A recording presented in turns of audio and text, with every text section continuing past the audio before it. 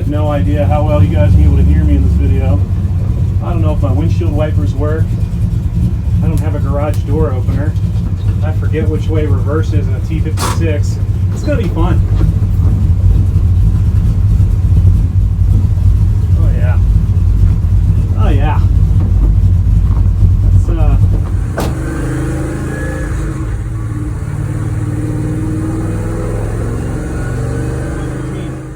Driveshaft is here. I'm beyond excited right now. So this is the replacement Driveshaft that I got made by Shaftmasters. So I spoke with Dave. Here's their information at Shaftmasters. They're in Lincoln Park, Michigan. These guys are awesome. They answered all the questions that I had and made me really feel better about the new Driveshaft that I was getting. So let's go over a couple things with Driveshafts and different options that you have if you're looking to size one. And some ways that if you need a new drive shaft, you can improve upon what's stock. Okay, so one of the first things we can look at straight away is just the materials of construction. So when you get a new drive shaft, you've got a couple options. If you're just replacing for stock, surely you can go back to just a regular, steel, non-chromoly, thin gauge drive shaft, and that's going to be fine for stock use. After that, you've got options with chromoly. Aluminum is very common due to the lighter weight and relatively low cost. And then if you're looking for an all-out max effort, you could go to, let's say, a carbon fiber drive shaft, but then your options are gonna be more limited. So for me, I went with a 3.5 instead of a 3-inch. I went to a 3.5-inch aluminum drive shaft. So the benefit of the aluminum versus the steel, and I'll try and weigh these later, is just the difference in weight. You're gonna save weight even though you're going to a slightly thicker sidewall with aluminum. You're gonna save weight with the aluminum drive shaft. The other thing to take a look at is your U-joints. So here's my old drive shaft, and I will show you just a quick measurement real quick. Okay, so the OD of this, 1.07. We go to my new one, and jumps up to 1.189. So basically, you've got different style. This is a 1310 series. This is a 1350 series. So you're jumping up from a half-ton truck, what would come in a half-ton truck, to what a lot of the guys who are looking for additional performance, or you would see on like a 1-ton truck, use a 1350 series. So that's one point of improvement. Now again, on the other side here, and you can't see because when mine broke, the yoke is still in the transmission, and you want to leave it in there, otherwise you pull that out, it's going to spill all your transmission fluid. So I've got it in there, but actually when this one broke, it actually splayed these ends out. You can see they're kind of more of a Y, where they really shouldn't be on the old one. When it broke loose, basically the front broke free from the slip joint. So when I spoke with Shaftmasters, they actually informed me that the T56 slip yoke, which is the standard 27 spline, the T56 slip yoke generally only comes with a 1310 or a 3R series U-joint, but since I was going to use 1350 in the rear, I figured why not use 1350 in the front. So I spoke with Shaftmasters, and like I mentioned, they were very helpful. The gentleman I spoke with on the phone, Dave, he informed me they could make basically use a slip yoke with a similar spline count out of a different transmission and install one with a larger 1350 series. So I'm actually winding up with a much larger front and rear U-joint.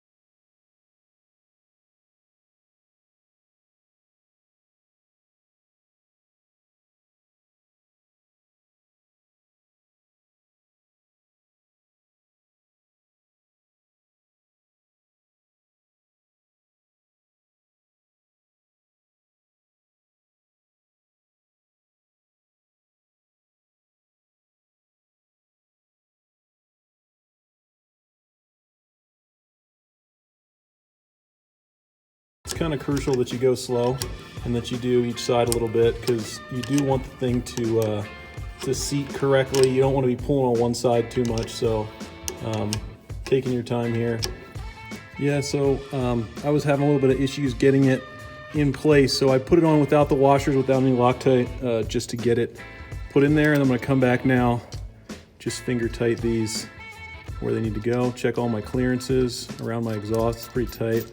And then I'll come back at the very end and Loctite them, figure out if I can get a torque wrench.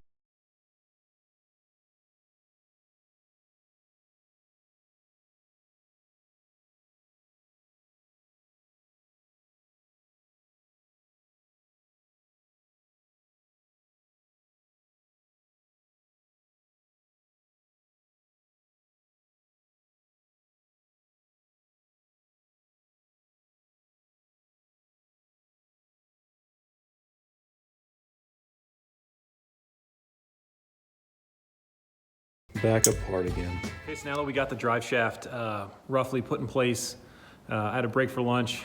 Like probably the rest of you, I'm quarantining, so I'm working from home. So had to go back to work. Now I'm done with work. We're gonna go ahead, throw some Loctite on those, torque them. I looked up the specs, and depending on what type of U-joint you have, you'll have to torque those cap bolts to, or those U-joint bolts, U-bolts, whatever you want to call them, to a different spec. So the spec for a 1350 series is between 20 and 24 foot-pounds. So I'm going to see if I can't get a small torque wrench in there and torque them to 22 foot-pounds.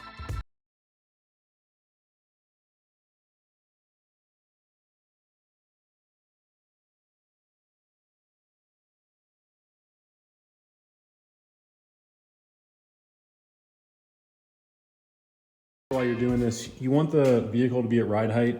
You know, ideally I'd have a lift I could drive onto here and have it perfect, but this truck's pretty low, so when it's on the ground, it's pretty hard to work on. So what I devised here is I'm just using my digital level, and I know that when it's sitting at ride height, it's at like 0.6 degrees.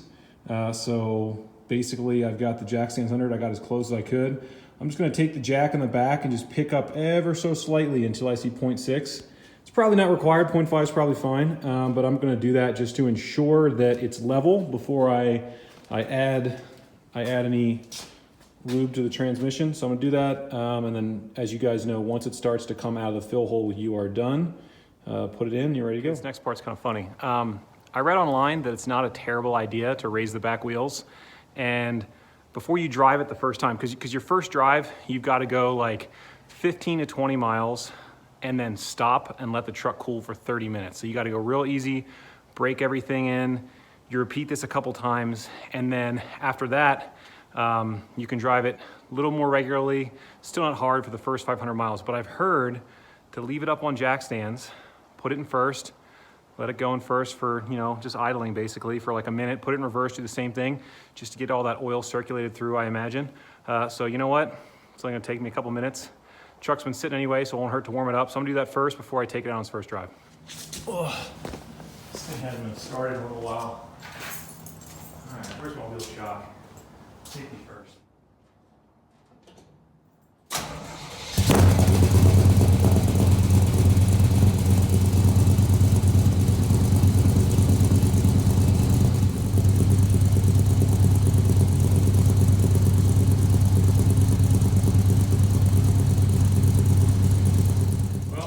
Why that sounded funny, I've got a reason for you.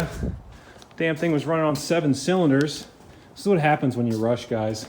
I had pulled a plug before to try and see what kind of spark I was getting. Well, the answer is I'm getting real good spark, but helps when you got all 8 plugged in. So let's go ahead and try that again. Damn, that was stupid of me. I heard a weird noise running on 7. You know what? Didn't sound terrible running on 7 though. Let's see what it sounds like when we run on all 8.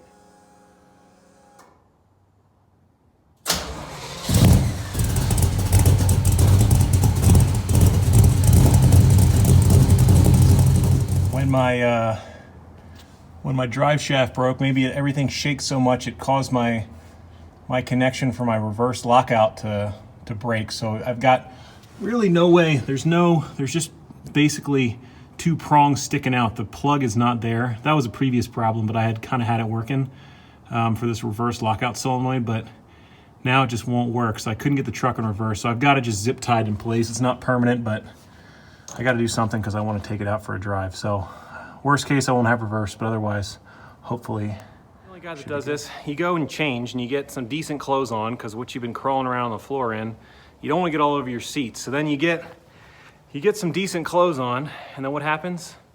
Something doesn't work, and you gotta crawl into the truck, and you get all your nice clothes all dirty. Next thing you know, you don't have any nice clothes.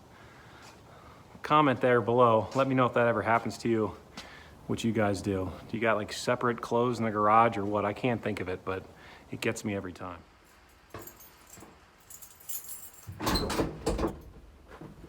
Oh, it's raining, but screw it. We're gonna try and do this anyway. Take you out on a little drive, try and break this thing in. Gotta love the fact that as soon as you finish something, it decides to rain, don't you? Go figure. But this thing's seen some things. I don't think rain's gonna hurt it.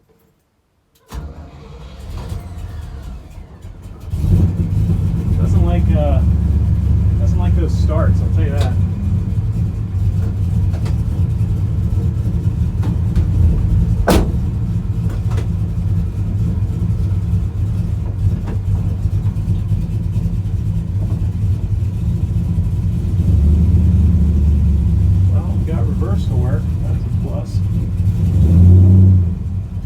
No idea how well you guys will be able to hear me in this video. I don't know if my windshield wipers work. I don't have a garage door opener. I forget which way reverse is in a T56. It's gonna be fun. Oh yeah. Oh yeah. It's my second time driving it. I drove it once off camera, and that was just pretty much to make sure it wasn't going to completely go to shit, which it did, which is good. Still got to get used to this clutch. It's got a McLeod RST in it, which, hey, it's not a bad clutch. I've driven much more difficult things to drive that have cams, but it's a little grabby, if I'm being honest. Oh, hey there. Now, I will tell you, sometimes it pops out of first gear. Not great. Still trying to figure that out. What else can I tell you about? Well, you can't see it here, but I swapped out my shifter. I've got two different shifters. I've got a straight one, and I've got I got one with a bend in it. I'm trying to figure out which one I like. I had a little bit of an issue with my old shifter, or the original one that I tried to put in this truck. Basically, it was too long, had a short throw shifter, and it just, you know, it's kind of a pain in the butt. You can't really have a long stick and a short throw shifter. There's a joke in there somewhere. Well, looks like I'm gonna wait. Anyways, so I drove it once before. As I think I mentioned before, you really got to go easy on these things. We're only going to drive it for about 15 minutes. Sorry, 15 miles, not 15 minutes. I'd be going too fast. You only want to drive it for 15 to 20 miles. Then you want to let it cool, and that's key. Fun thing about anybody who's got an old truck, they know there's really only two windshield wiper speeds: too slow and too fast. And right now it's just barely drizzling, so too slow, well, we'll see. Alright.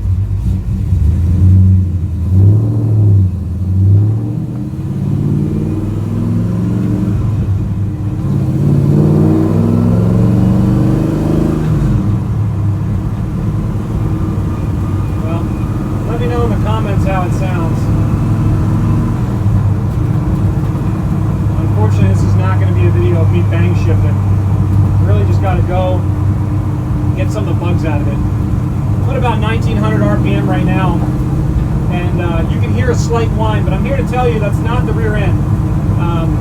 My transmission just likes to whine right at that RPM. I've talked to some people. This kind of seems like what they like to do. So if you're trying to figure out whether it's your transmission making noise or it's your rear end making noise, have it make noise, then put it neutral. So we'll see if we can get it to make the gear noise again. Again, that's not the rear end, that's the transmission. I'll throw out neutral and you'll see it should go right away. Or maybe you can hear nothing, I'm not really sure.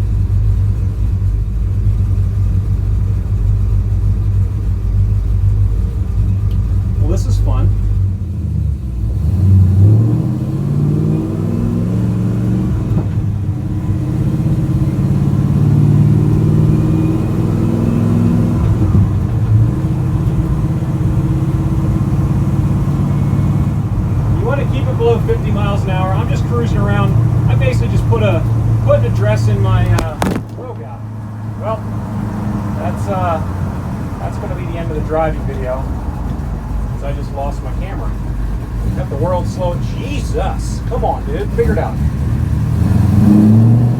kind of funny because you can still see my face. Anyways, I got the world's slowest car in front of me. I just lost my camera. Luckily, it didn't go through the hole in the floor. That's key. So that's going to be it for this video, guys. Hey, I got it running. I'm driving. So next video, it's going to be in 500 miles because I got to break this thing in. But next video, I promise, there will be tires. Hey guys, thanks for watching. That's the end of this video here. I just got it off the jack stands. I found I've got a pretty substantial oil leak. It's coming from the drain plug. So I'm going to go ahead and install a Summit Racing pan. I'm hoping it clears my hooker headers. I've got some long tubes on it right now that don't give you much clearance on the driver's side. So I am hoping that that will fit. It'll add a little bit of capacity. I get a windage tray and a couple other upgrades, so that should be nice. And then I will be back to putting the remainder of the miles on it. So hopefully we can actually have some fun with this thing. So stay tuned.